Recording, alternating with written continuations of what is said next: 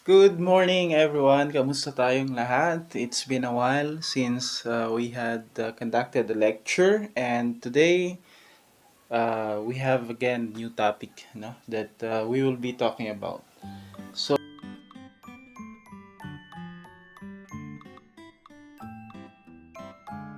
bago ang lahat, kamustahan muna tayo. I do hope that you're doing well, even at this specific time that we are in now. So, medyo mahirap pa rin ang ating buhay-buhay kasi nga pandemic pa rin tayo. So mag-iingat tayong lagi. Today's topic will be the Republic Act 10627 o yung tinatawag nating the Anti-Bullying Act of 2013.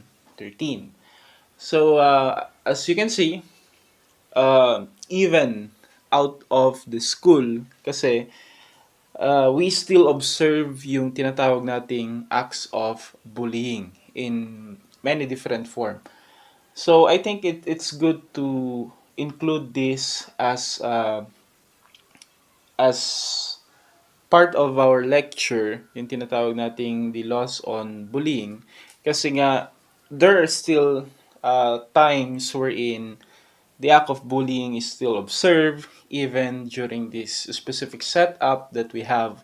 'Di ba? Kahit nasa online class tayo, minsan meron pa rin talaga yung mga hindi maiiwasang forms of bullying. I'm not saying that there are in your classes, but in many other fields siguro, hindi lang sa school, kundi sa current learning setup natin ngayon. So meron pa rin or may tendency pa rin na mag-exist yung tinatawag nating bullying. And mas lalo na ngayon kasi with the current setup that we have, online classes and so on, pumapatok or umuuso na naman yung tinatawag nating cyberbullying because of the very sobrang regular natin sa paggamit ng ating mga social media account, and even our social media account are being used for educational purpose already. So eto ngayon yung nagiging trigger kumbaga para mabuhay na naman yung tinatawag nating or magkaroon na naman ng bagong hininga yung tinatawag nating cyberbullying. But we're not just going to talk about cyberbullying. Nabanggit ko lang kasi siya kasi nga it's the most observed form of bullying right now since we are in an online learning mode of delivery. Okay? So, those are the things that we will be talking about today in this specific lecture. Um, Bago ang lahat, let us first define what is bullying. My reference here is not on, let's say, on a psychological aspect. Uh, Rather, it is more focused on the law. Kasi when it comes to psychology, I think there are persons who can better explain and expound this topic, but I'm just basing our lecture on the law that we have against or in protection to the act of bullying na tinatawag.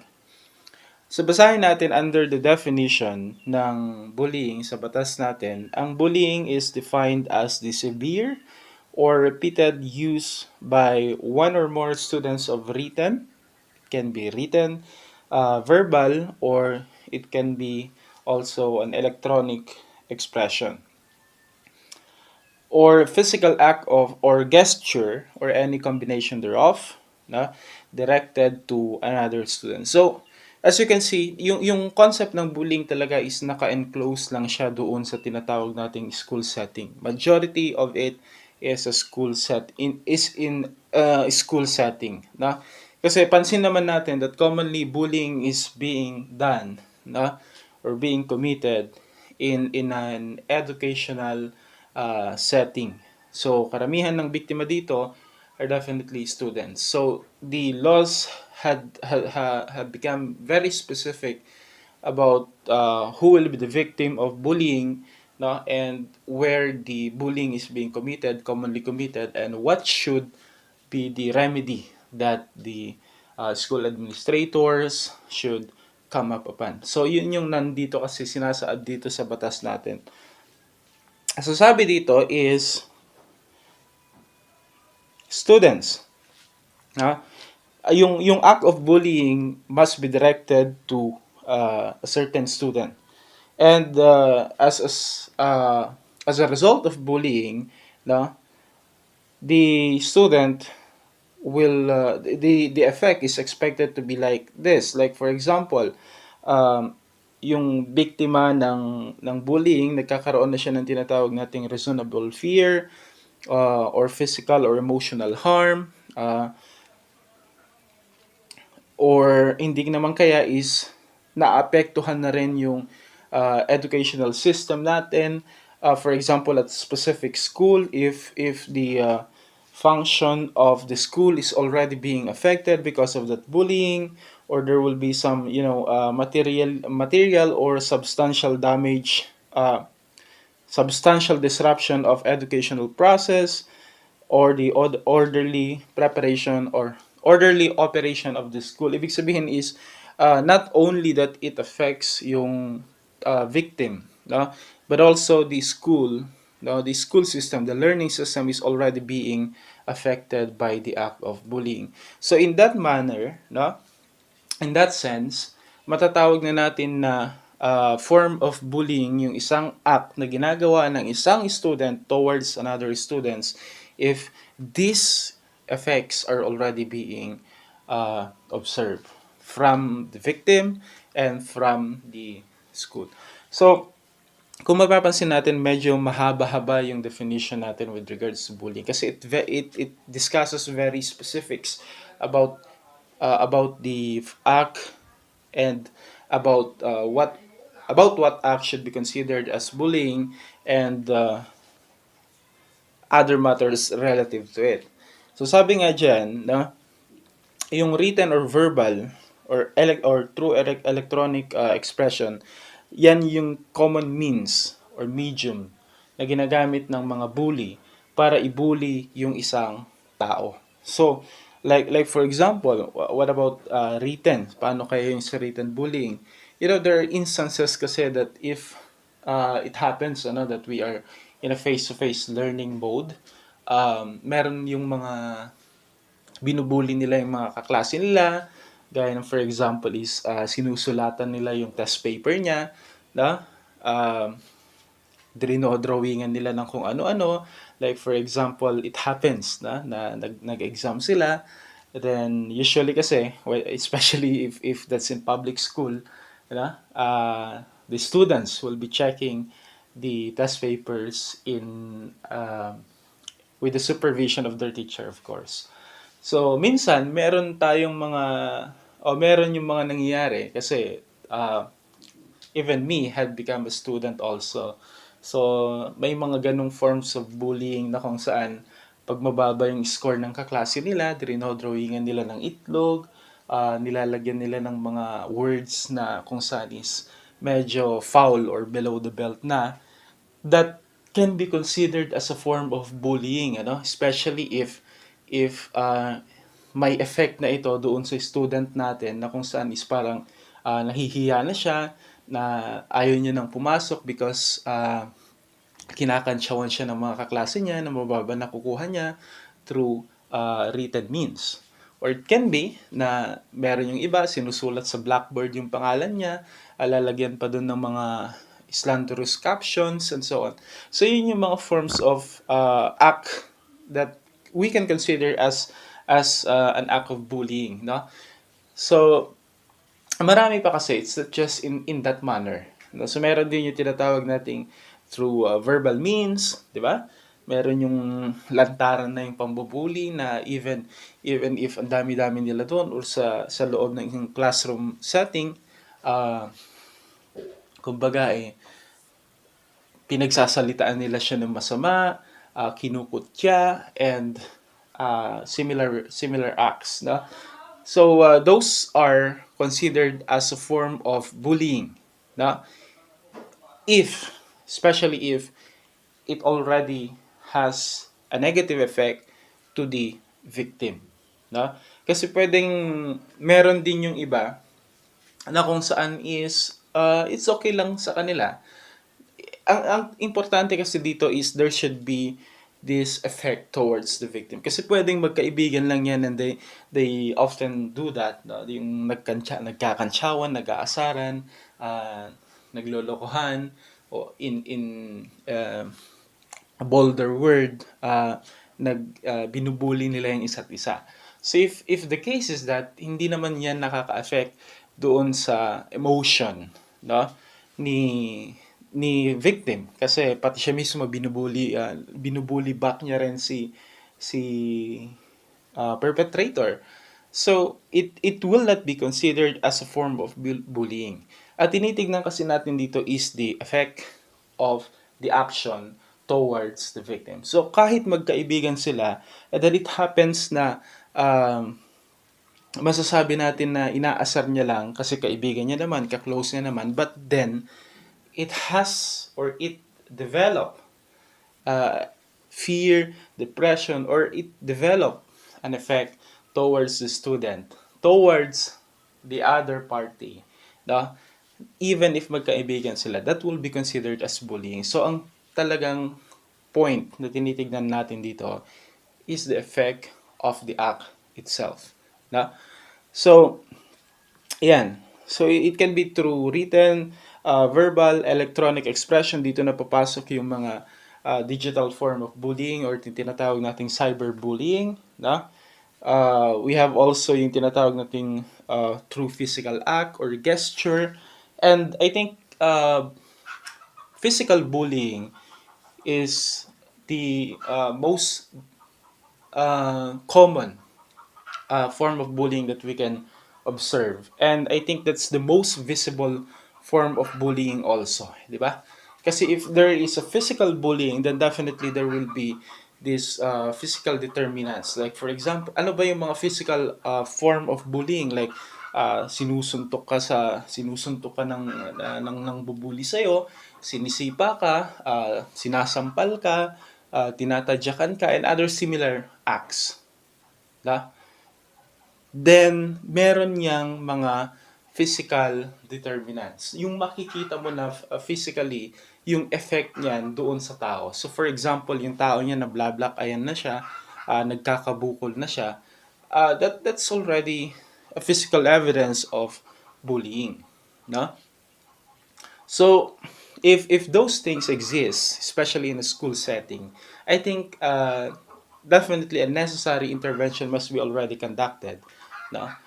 Given the fact that they are still uh, minors oftentimes. Kasi usually, I know we're talking about minors kasi ang nai-involve usually dito sa bullying, sa act of bullying. And mas greater yung effect sa kanila kasi they cannot really manage their emotion that much. No? So, common victims of bullying are definitely minor. No? So, if that's a physical act or physical form of bullying, we should already look for it and an intervention must already be conducted. It can be also through gesture. Ano ba yung tinatawag nating gesture?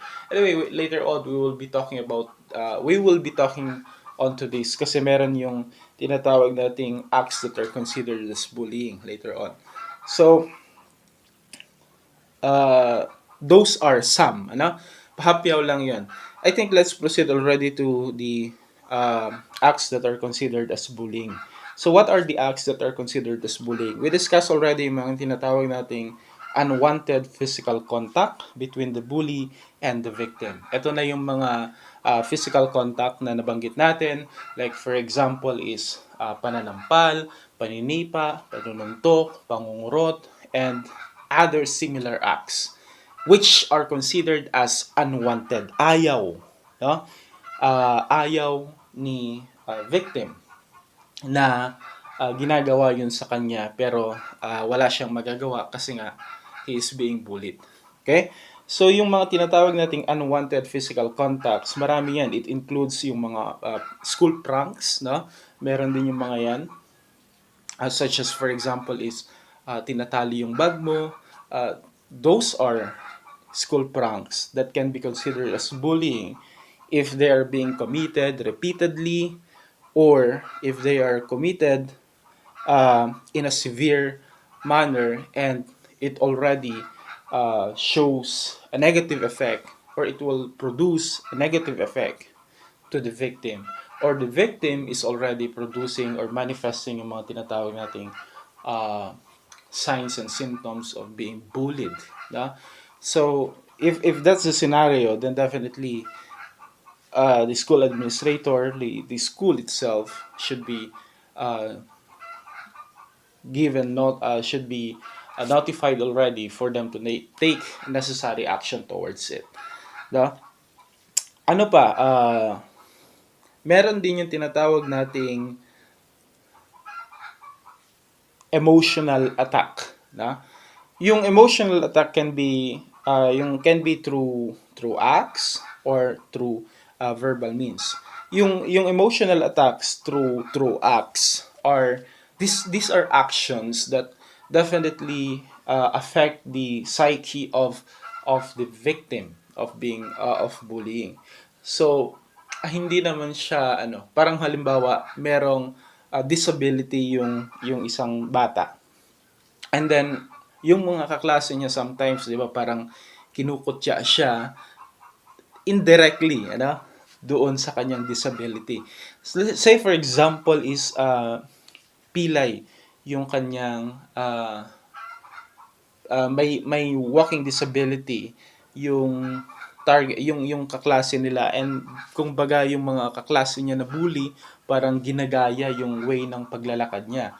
So even without saying a words, na it already shows, or those actions or gestures are directed to that person, and that action will definitely embarrass, or will definitely uh, will produce a negative effect onto the emotion of that person. Yung mga ganong action.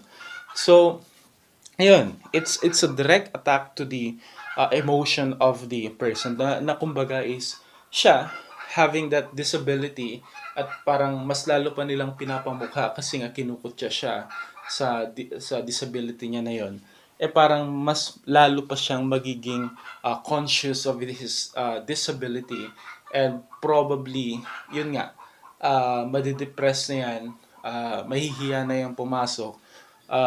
Yun yung iniiwasan nating effect, kasi yung pag-drop out ni students because of bullying. Kasi there are instances talaga na nangyayari yun. The student will no longer want to attend to the school because he's being bullied. No? I'm not sure how rampant that is in the Philippines, but I do believe, no? Kasi I do believe na meron din. Na unlike siguro in other countries, that the cases of bullying are very, very, uh, very visible, no? Especially doon kasi maraming migrants. Meron yung mga tinatawag nating uh, cultural differences, no? Kasi maraming hindi taga doon, nag-migrate lang sila doon, and even those are the basis of them being bullied, ano? By being a immigrant, ano? So they're being bullied also because of that. Dito naman sa atin, usually it's not ano eh. Kasi if I don't know, parang ano 'yan, it's such a mindset na dito ang mga immigrants usually, especially if they came from other countries, they're not being bullied, no? Mas nabubully dito yung mga belonging to the cultural minority, or yung mga may physical disability, or mga learning disability, and other similar issues. Okay? So, yan. Yung tinatawag nating gestures that really attacks the emotion of the person. Na Meron naman yung tinatawag nating verbal, no? Na like for example, nilalait ka, kinukutya ka, pinagbibintangan ka ng kung ano-ano, ah, ano pa ba, minumura ka. Those are verbal uh, abuses directed towards a certain person, no? And that will definitely have an effect to the emotion of the person, to the well-being of that student, no? So yan yung sa tinatawag nating emotional attack. That is also any of those action, no? Like bibintang ng kung ano-ano, pagmumura sa isang estudyante, pagpapahiya, pangungutya, through verbal or through words, can be considered as a form of bullying, definitely under our law. No? We have also yung mga name calling, 'di ba? Binibigyan ka ng alias, binibigyan ka ng pangalan, binibigyan ka ng katawagan na hindi mo naman gusto. That is also a form of bullying, no? So, that's definitely not a good thing to do, especially in a classroom setting, and especially if the students, if all of the students are looking, kasi nga mas nadodoble ang effect ng act of bullying on kung marami, mas lalo na kung marami ang nakakakita. Kasi iba yung epekto niya nung kumbaga napahiya yung isang tao, pinahiya ng bubuli sa kanya in their presence only. Kung siya at yung bully lang ang nandun, kumbaga less effect, although may effect yun, pero lesser kumpara kung mas maraming tao ang nakaka-witness. So, yun yung uh, yun yung consideration na dapat natin tignan when it comes to this action, no? And lastly, we have yung tinatawag nating cyberbullying. Sabi ko nga, ito na yung pinaka-common ngayon given the situation that we are in now, no? We are in a situation na kung saan karamihan sa atin is online for the sake of learning and for the sake of getting in touch with our classmates, with our teachers, and with our loved ones. So karamihan sa atin is naka-online na. Now, umuuso na naman talaga yung tinatawag nating cyberbullying. No? So yung cyberbullying then happens when students through electronic means attack or do some act that affects the emotion, no, of his or her classmates. No? So alam niyo naman ngayon marami 'di ba tayong mga class GC, mga GC group chats, whether that's on Messenger, Facebook, and so on. So maraming class GC yan. And sad to say, there are instances pa rin na meron pa rin bullying na na-observe through GCs. Da? So that's a form of bullying also. Matatawag natin yung cyberbullying. Na? It can be also through ano, kahit hindi siya sa class GC, but then one student will post something on his Facebook wall that tries to shame or that has negative impact to one of the students na pwedeng magpahiya sa isang estudyante, that's also considered as a form of cyberbullying. So we must be careful in doing those things, no? The schools does not tolerate those actions. Okay? So, ang masasabi lang natin with regards to cyberbullying is that they must be stopped immediately before it get worse. Kasi, mahirap yun. Mahirap na, especially we cannot see each other face to face, no? Hindi mo alam kung ano yung magiging epekto nun sa isang tao pag may ginagawa kang ganun online.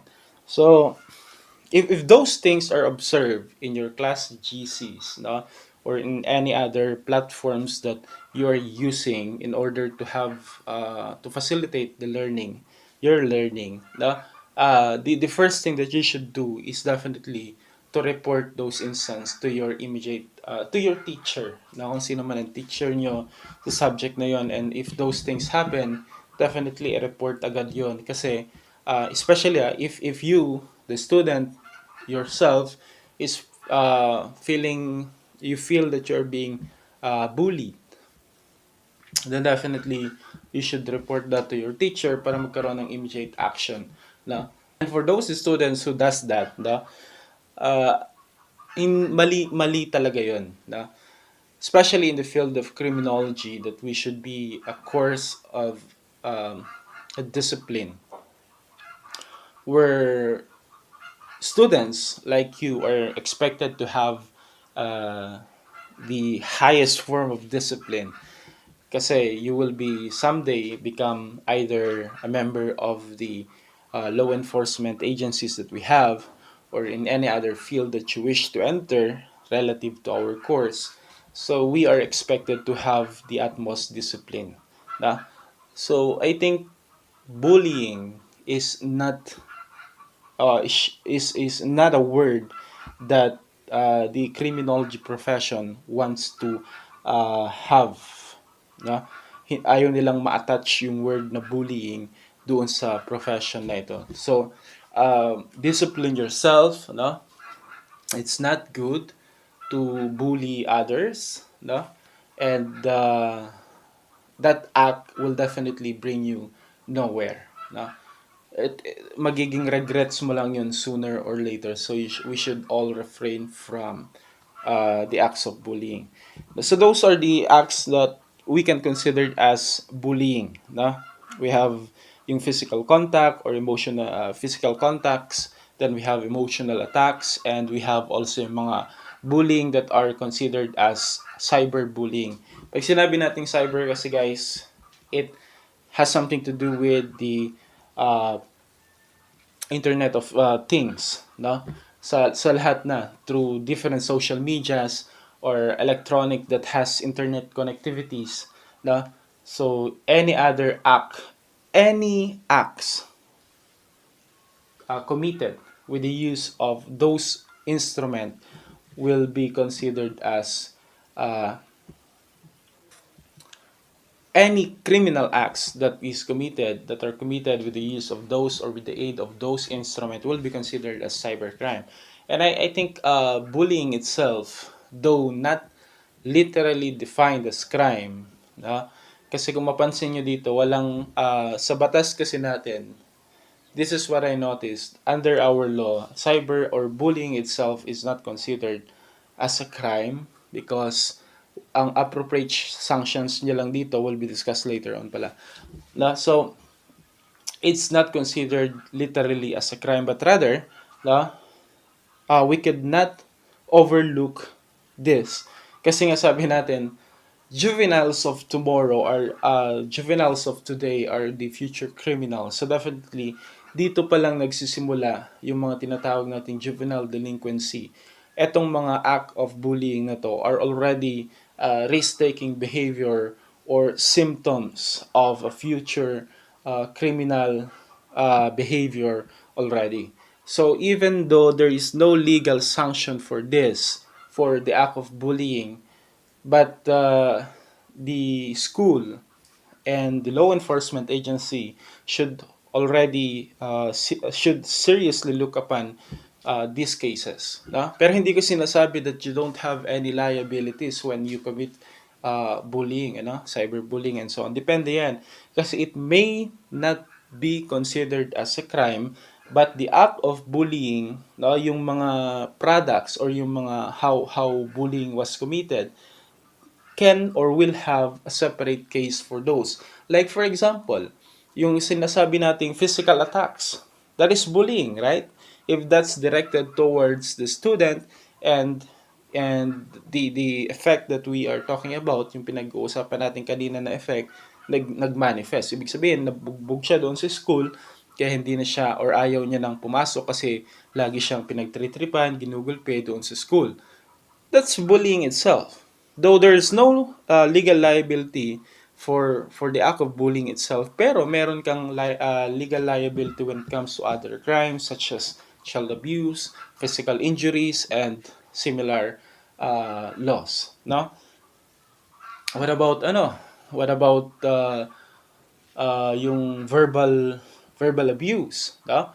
So, kung binubuli ka ng mga kaklase mo, yes, that may not be considered, if that's plainly bullying, then committed with the use of verbal accusations and so on, pwede mong sabihin, okay, wala naman palang liability ang bullying. But then, you may have other liabilities such as, again, child abuse, slander, libel, and so on. So marami, hindi ka pwedeng hindi makasuhan pag nag-commit ka ng bullying kasi may equivalent,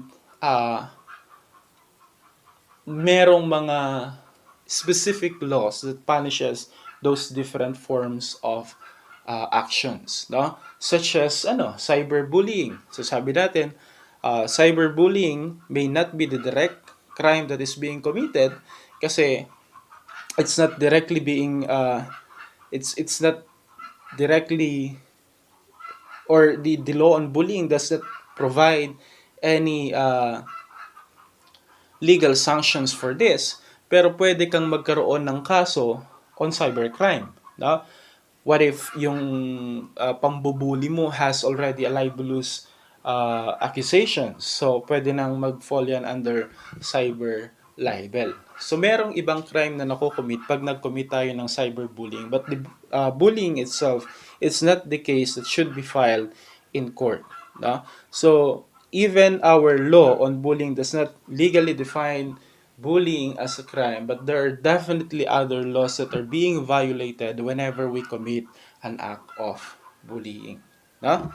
So, that's just an overview with regards to that. So, hindi mo pwedeng sabihin, okay, sabi niya, it's not a crime. Then I will commit bullying. No. Hindi bullying ang isasampa sa iyo na crime, but other crimes. No? Pero meron at merong crimes na isasampa sa iyo. Okay, so those are the different forms of bullying. Now we have here the topic where bullyings are being committed, or where act of bullying is being committed. Sabi nga natin, usually it's in school setting. No? Ang act of bullying is usually committed in a school setting, school grounds, or any adjacent area to the school facilities. So, diyan yan sa loob ng school campus or any adjacent area. So, mga malapit lang sa school. Like, for example, there's a canteen near the school where the students usually go there for merienda or for lunch, or tatambay lang, and so on. That's an adjacent area to the school. So if an act of bullying is being committed there, then sakop or saklaw pa rin siya ng school. Then we have also yung mga tinatawag nating any area where school-sponsored activities are being held. No? So, labas siya ng school, pero nandun kayo because of school program or school activities, such as, for example, educational travel, no? Namasyal kayo, pinasyal, gumawa ang school ng isang educational tour, no? And then, on that place, kung saan kayo nagkakaroon ng educational tour, may acts of bullying na nakomit. It may not be in the school ground, but still, you are there because of a certain school activity or school program. So, part pa rin yan or saklaw pa rin yan ng school na kung saan ka naka-enroll at will still be considered as a form of bullying. No? Or kasi ngayon social media tayo eh. So you may say that an act of bullying was committed through Messenger. So even if that's a Messenger group or Facebook group, if that group is intended, if that group is intended for learning specifically on a certain subject, on that school, then that can be considered as an extension, and still mako-cover pa rin yan ng school mako-cover pa rin yan ng school. So may authority pa rin sila to intervene in those things. So even if you're using other platform, but if you're using that's because of the school activities, school programs, or school way of the way of their learning delivery, saklaw pa rin yan ng school natin. Okay? So, other areas, no? It can be, pwede namang hindi siya related sa school, but then the effect will definitely produce or will make it hard for the students being targeted of bullying na mag-attend pa sa school. Like for example, yung isang bata nag-post sa social media, pinapahiya niya yung kaklase niya. So, if that person, especially maraming friends yan from the school, na maraming Facebook friends yan na naka-enroll sa school or maraming mga kaklase yan na naka-enroll sa school. And because of that post, no, nahihiya na ngayon yung bata, yung tinarget ng tao na nag-post, nahihiya na siyang pumasok sa school kasi nga doon sa pinost ng kanyang kaklase, then that will still be part of the that will still be considered as a bullying, and the school has still the right to intervene on that manner, no? So yun yung mga instances wherein bullying is being committed, and the place where the bullying is being committed. The laws provided definitely a very detailed discussion with regards to this. Kung sino ang may authority, sino ang may jurisdiction over a certain case, and what should be the necessary action that they should do kapag merong mga ganitong nangyayari. Okay?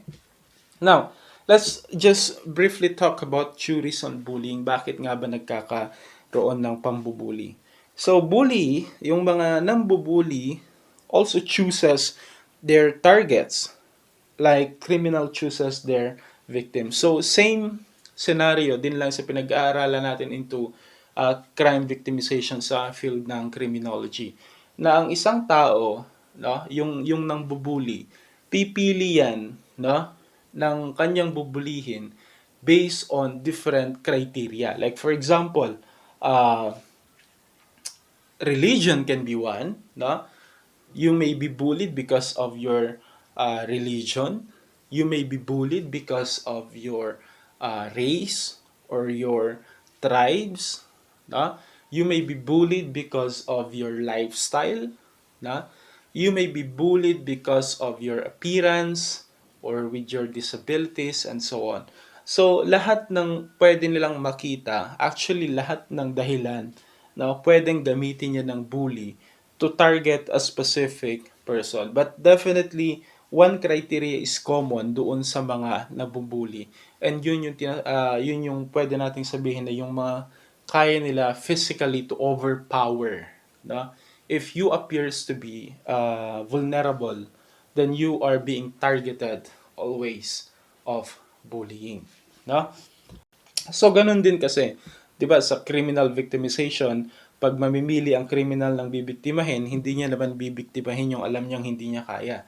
So, what they do is they try to look for the weakest person among the group, and they try to victimize those. Actually, we don't they should not call the yes, by the way. Kasi meron lang kasing ano dito. Na minsan, instead of calling them victim of bullying, rather they call them the targets of bullying. No? Kasi, sabi nga natin, uh, victims may partly have yung tinatawag nating contribution to their own victimization. Na? Kaya victim.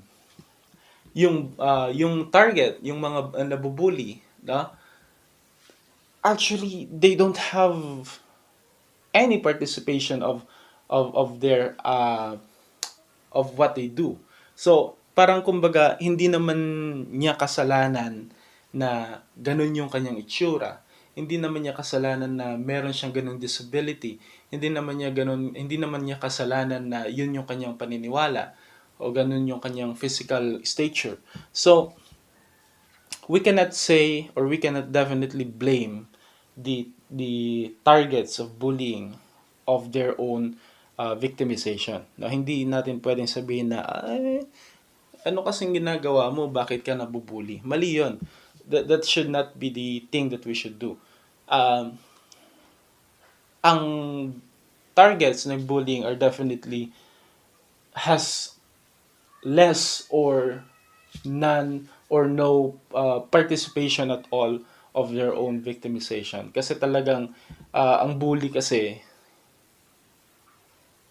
yung wala siyang pakialam if you're like this or you're like that. Basta if he thinks that you're very vulnerable to bullying, then definitely he will bully you. So I think everyone experienced this. No?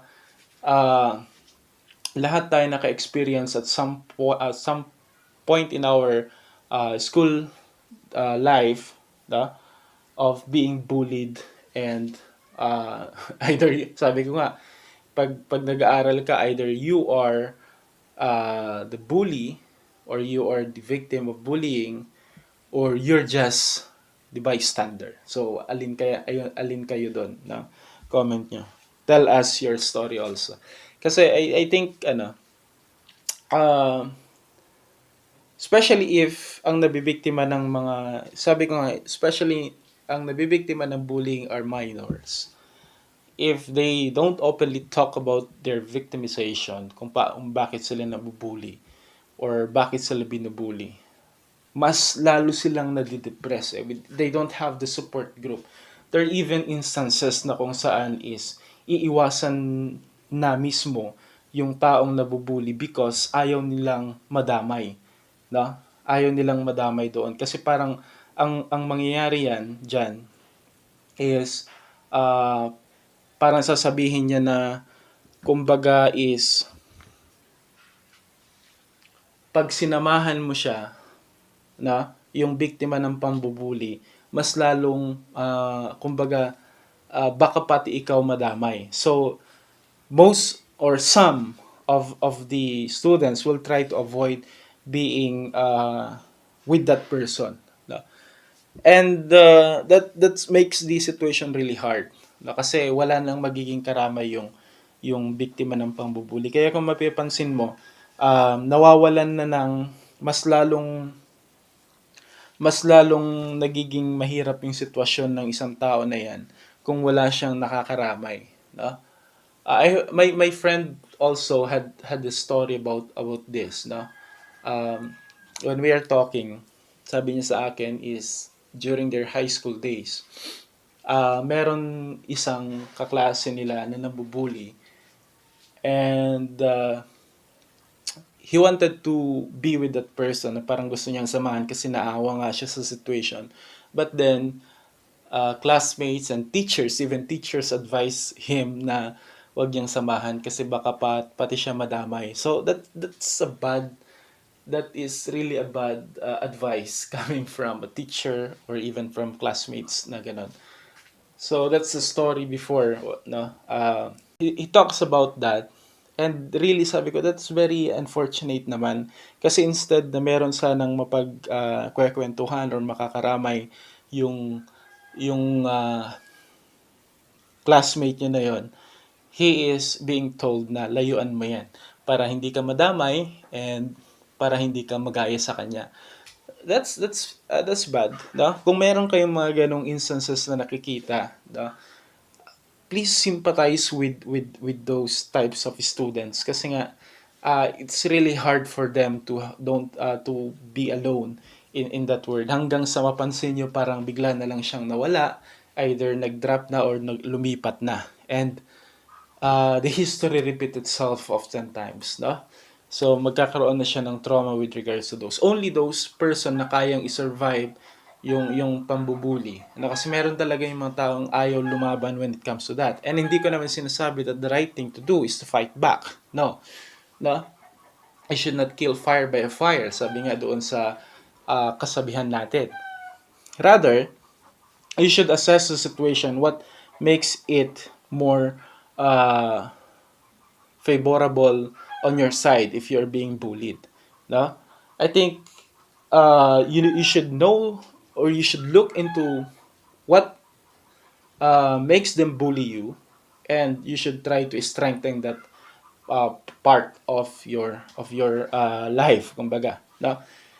It's hard actually to avoid being bullied kasi nga it's not you who decide if you will be bullied or not. It's the bully itself, no?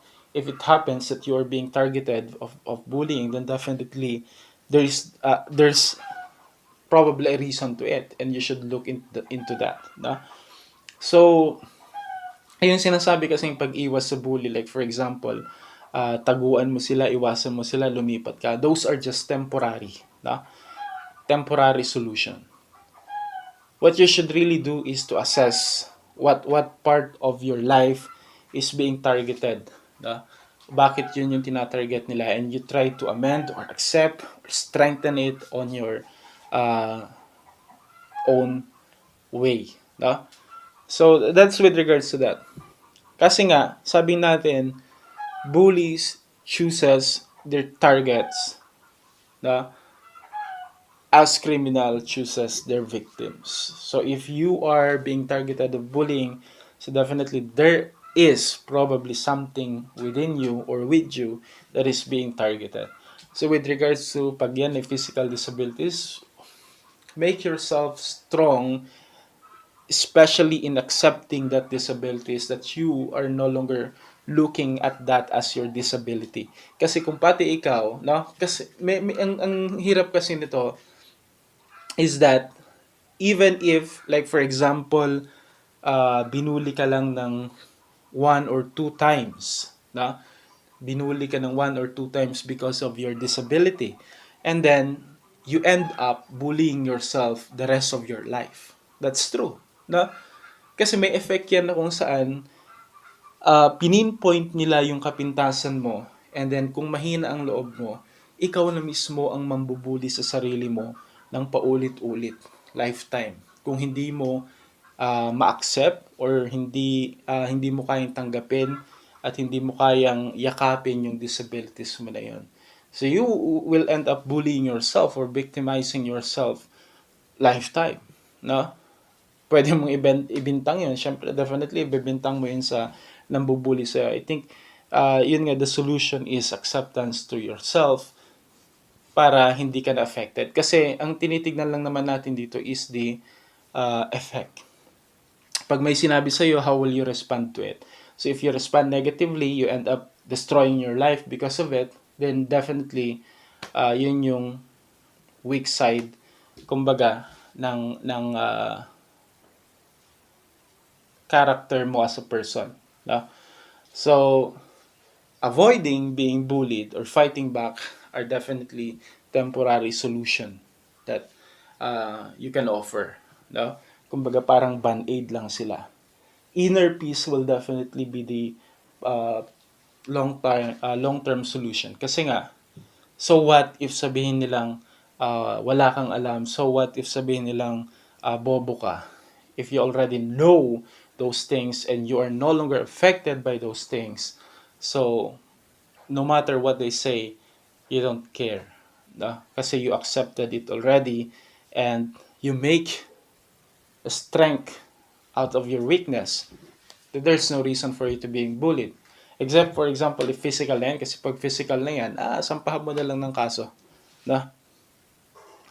So those are the things. And there are many, definitely a lot of things that we should talk about, the theories on being bullied, especially in victimization. No, so those are just some. You know. Anyway, tell us your story on the comment. No, kung ano yung pwede nyo may share dito sa pinag-uusapan natin ngayon. Lastly, we have the tri-persona of bullying. Na yung tatlong involved na tao or grupo or parties dito sa act of bullying natin, we have the bully, the perpetrator itself, we have the targets, yung mga victim ng bullying, and we have the bystander. So sabi ko nga, either saan kayo dito? You can either be the bully, no? And very sad, you should change your way of living if you are the bully. Kasi you don't know, na bilog ang mundo, sabi nga nila. Na, you may be the bully now, but you will end up being bullied maybe someday. So, nasa huli pa rin ang pagsisisi. So, if you're doing that, it should be a wake-up call already for you to change the way of your living. Kasi you don't know. There's nothing permanent, sabi nga nila, there's nothing permanent except change. So, everything will change. You may be at the top, that's why you're bullying others, but then, someday, you will fall. As the law of gravity stated, that everything that goes up, goes down. Okay? That's a strong word, for those who are bullying. That's definitely true. Especially meron din yung tinatawag natin doon sa criminology na habang tumatanda kasi yung isang tao, kumbaga is parang nagiging nerbiyoso siya. So, malay mo, or di natin alam, baka pagdating ng araw, bumalik yun lahat sa'yo. So, it's not a good thing. I know yung mga nambubuli na yun has their own reason also. That's why I'm not actually, pointing it out that we should fight back kasi there's definitely a reason for them of what they're doing that. Uh, yung mismong pinapakita nila are definitely their weakness. No? There may be weak emotionally and physically. That's why they try to compensate with it by showing aggressive behavior or showing those types of behavior. No? Kaya sila nagiging mayabang, kaya sila nagiging matapang because they probably are trying to compensate with their weakness. That's why they're doing that. So may different reasons sila of doing that, except if that's a rational, that's a mental problem or so on. But for rational people, if they turned out to become a bully, then definitely there's a dark side or dark portion of their life which causes them to do that. So not only that we do sympathize with the victim of bullying, but also we sympathize with those persons who are bullying. Kasi yun nga, sabi ko, probably there's a dark story of their life which causes them to do that. So tignan din natin yung story ng mga nambubuli. And then we have the targets, yung mga biktima. So we've talked a lot of them already. Sabi ko nga, strengthen what is weak into your life, acceptance, and yun nga. Those are the things that are really important for them. So yung targets na yan, sila yung mas kawawa kasi they may end up dropping out, and yun nga, mas mahirap yun.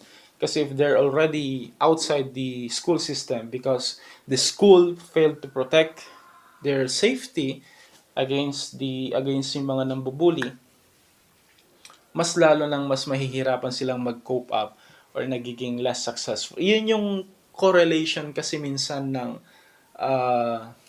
pagiging successful ng isang tao.